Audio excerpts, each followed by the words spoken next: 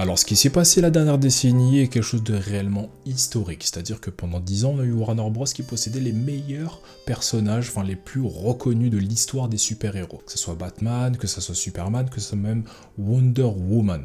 Ce sont des icônes culturelles aujourd'hui qui sont installées depuis des décennies et qui valent quelques bons milliards, on va pas se mentir. Et en face, en fait, on a Marvel Studios qui part de rien. Et ce qu'ils vont faire, c'est qu'ils vont miser sur Iron Man, un super-héros que personne ne connaît. Et les 10 prochaines années qui vont suivre, une succession de décisions catastrophiques d'un côté et de plutôt bonnes de l'autre. Et la question que je me suis posée, c'est pourquoi ? Qu'est-ce qui s'est passé ? Alors, les différences commencent dans les comics eux-mêmes, c'est-à-dire que chez DC, les figures sont plus mythologiques, c'est-à-dire que Superman est un extraterrestre qui est quasiment invincible, Batman c'est une icône qui est sombre et presque symbolique, et Wonder Woman en fait vient carrément de la mythologie grecque, à ce point-là. Des dieux modernes, ce sont des figures au-dessus du commun des mortels. Marvel en fait va prendre une direction qui est un peu plus différente, plus terre à terre, où t'as Spider-Man qui galère à payer son loyer, où t'as Iron Man qui est un milliardaire arrogant, doublé d'un problème d'ego, et les X-Men en fait ce sont des marginaux qui sont rejetés par la société, une sorte d'allégorie à la ségrégation si vous ne savez pas. D'un côté on a DC Comics qui raconte des mythes, et de l'autre côté Marvel raconte la vie normale, la vie des gens. Et dans les années 60 en fait, Warner Bros rachète DC Comics. C'est-à-dire que DC devient une propriété d'un empire qui est déjà gigantesque. Une sorte d'actif stratégique qui est protégé par un géant. Marvel va rester indépendant. Ils vont innover un peu de leur côté, sans filet de sécurité.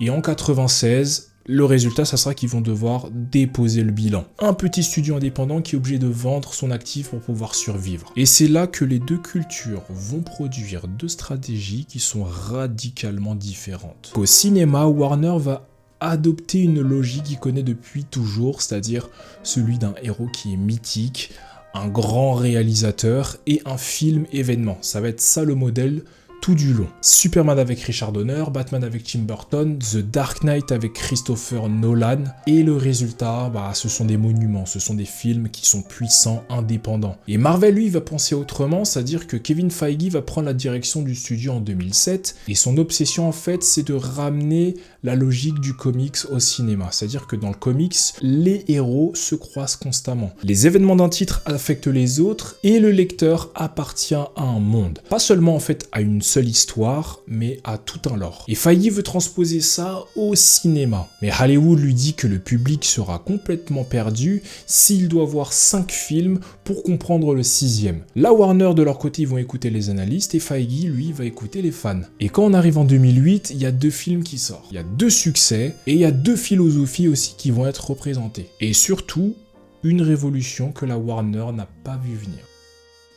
C'est-à-dire qu'on revient en mai 2008, il y a Iron Man qui sort, le budget il est de 140 millions de dollars à peu près, on a Robert Downey Jr. qui est à l'affiche, une sorte de talent immense des années 90, mais une réputation malheureusement qui est fragile due à ses déboires et ses addictions. Jon Favreau a dû se battre pour l'imposer, le film fait 585 millions, c'est clairement un succès. Mais c'est pas encore une révolution, parce que la révolution elle dure 40 secondes à la toute fin du film. C'est-à-dire que après le générique, Nick Fury entre dans l'appartement de Tony Stark. Avengers. C'est une scène que Feige a poussé à tourner, presque en secret. Personne ne comprenait vraiment l'enjeu, mais 2 mois plus tard, The Incredible Hulk sort, et à la fin, il y a Tony Stark qui apparaît dans une scène. Et là, en fait, on va comprendre qu'il va connecter les 2 films et qu'il va annoncer quelque chose de beaucoup plus grand. Et là, en fait, on a affaire à la pose d'un premier pilier d'une architecture, pas d'un gimmick.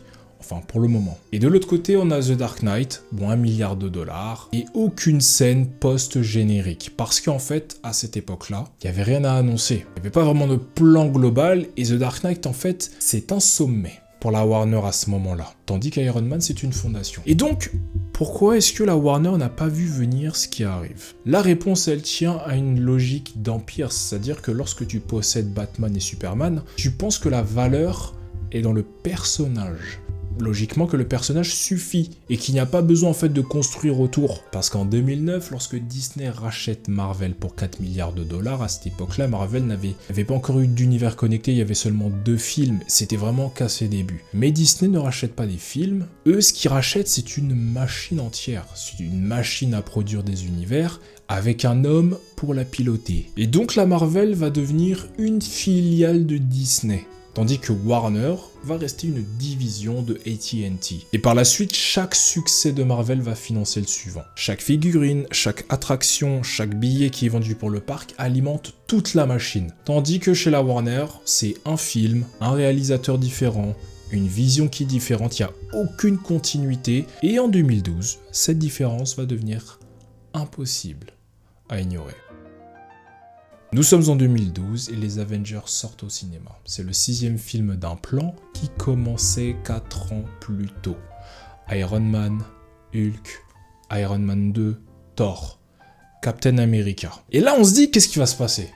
Boum, les Avengers. 1,5 milliard de dollars. Mais le chiffre en fait, ce n'est pas le plus important dans cette histoire. Le plus important, c'est ce qu'il prouve. Il prouve en fait que le public, il est capable de suivre une continuité, mais également qu'il est capable d'investir dans 6 films pour pouvoir voir le 7e. Tout ça dans cette logique de comics qui est que le public veut faire partie d'un univers entier. Bien joué Kevin Feige. Et non, Feige n'avait pas tort. Il avait raison avant tout le monde. Lorsqu'on va voir du côté de Warner Bros, en fait, c'est un électrochoc.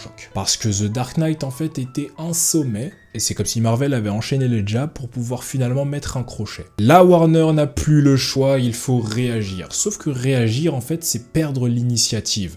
Et quand Warner réagit, disons qu'il va commettre une erreur, et ça sera l'erreur la plus coûteuse de son histoire. Nous sommes en 2013 et Man of Steel sort. Zack Snyder est aux commandes et box office 668 millions de dollars. C'est pas vraiment un échec, ça va, mais ce n'est pas le raz-de-marée attendu. Et c'est là que va naître le premier conflit structurel. En fait, Snyder, il avait une vision.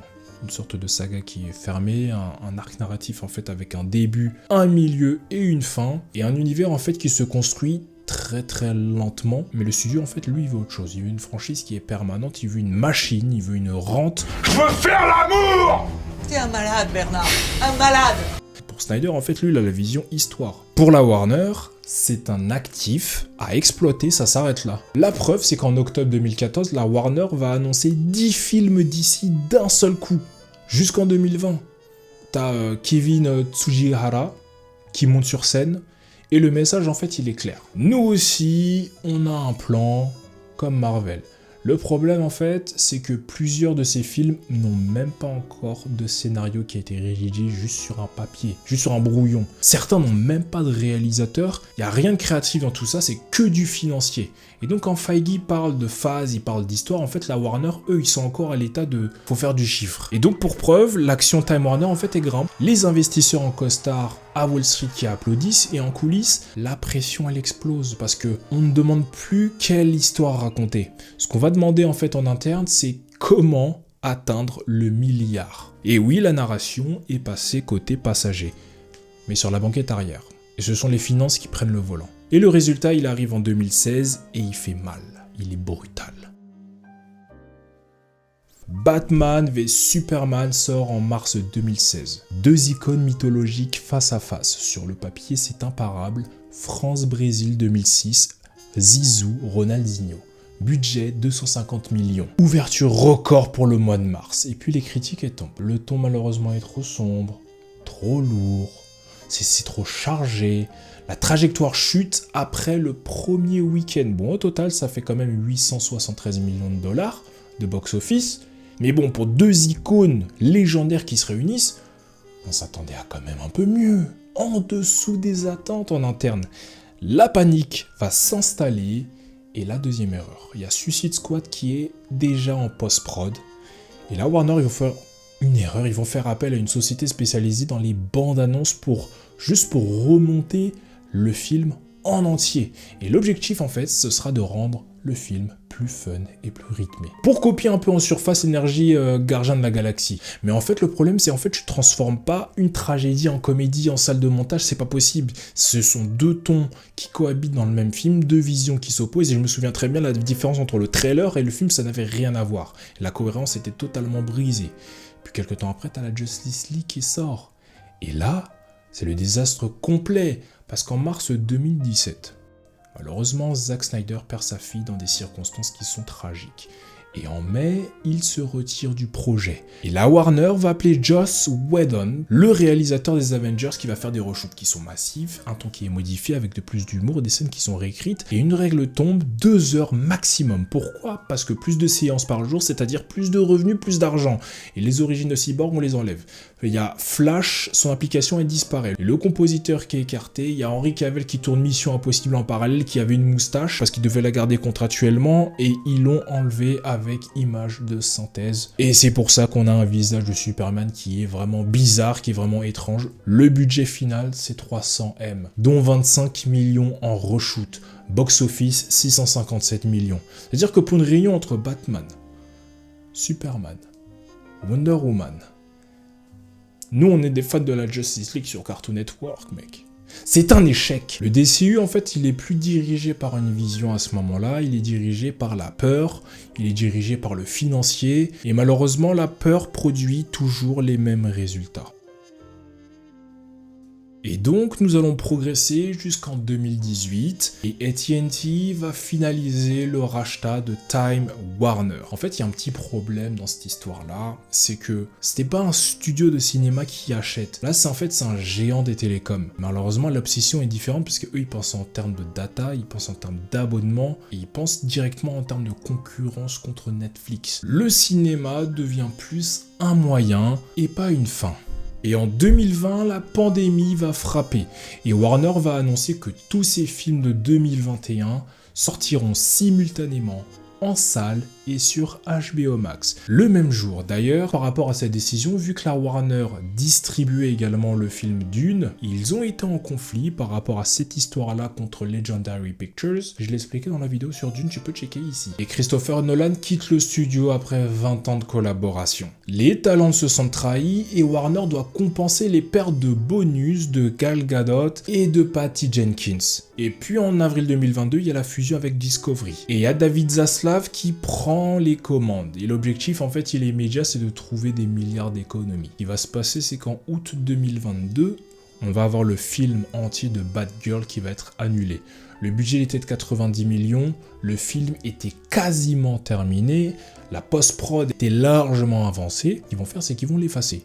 Pas pour des raisons artistiques, c'est juste une opération fiscale, une sorte de tax write-off où en fait le studio peut déclarer la perte et récupérer une partie de l'argent. Mais à une condition, c'est que le film ne doit jamais être exploité. Carrément, les réalisateurs du film, ils étaient je sais pas où en vacances, ils reçoivent un message, ouais, ton film l'a annulé. Et le DCU à ce moment-là, c'est l'anarchie, c'est complètement instable, il est suspendu.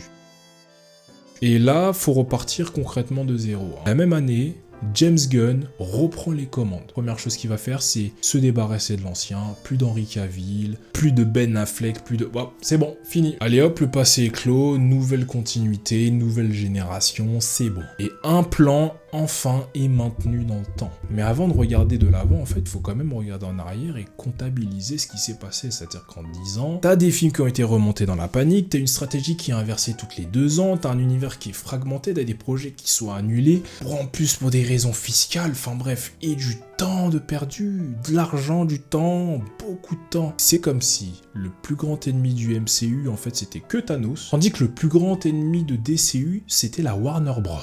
Oui, Marvel a eu ses turbulences, c'est-à-dire qu'après Endgame, qui était le top, la phase 4, très critiquée, c'était compliqué, fallait suivre également sur les plateformes de streaming, si t'as pas vu telle série, tu peux pas comprendre tel film, les films, ils ont déçu, mais Marvel, en fait, est resté quand même structurellement cohérent. Une direction centrale et une continuité qui a été maintenue de A à Z. Là où DC, ils ont changé de cap à chaque crise. Auteur, studio, Wall Street, streaming, comptabilité, chaque décision a complètement affaibli l'ensemble. Marvel a créé un univers, Warner a géré un actif, et c'est pas du tout la même chose. Et c'est peut-être là la leçon de l'histoire. Un univers, en fait, ça se gère pas. Un univers, ça se construit. Et c'est à James Gunn de nous prouver qu'avec les armes qu'il a entre les mains, DC Comics, c'est pas n'importe quoi. Lui nous prouver qu'il peut quand même rivaliser. Oui, on a tous un petit fait pour DC Comics parce que c'est peut-être la nostalgie qui parle.